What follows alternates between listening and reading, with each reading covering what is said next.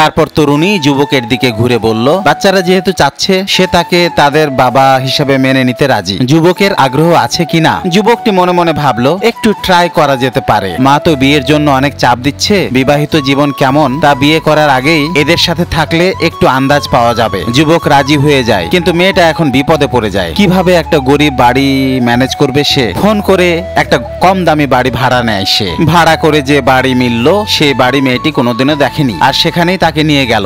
বাড়িতে ঢুকে সে তো বুঝতেই পারছে না কোথায় কি আছে। আন্দাজে একটি দরজা দেখিয়ে বলল, যুবকের থাকার ঘর এইটা। আর দরজা খুলে দেখা গেল এটা আসলে বাথরুম। এরপর যুবক রাতের খাবার তৈরি করে। বাচ্চারা তার মাকে শুনিয়ে শুনিয়ে বলে, বাড়ির তৈরি এই খাবার কত ভালো, ফুড পান্ডা থেকে তোমরা কি আনো মা? মেয়েটি লজ্জা পায়। এভাবে ছোট খুনসুটির মাঝেই তাদের দিন পার হতে লাগে। এই সিঙ্গেল মা আর এই যুবক বিয়ে করে আসলে কি একটি ভালো সংসার উপহার দিতে পারবে বাচ্চাদের? দর্শক, আপনার কি মনে হয়?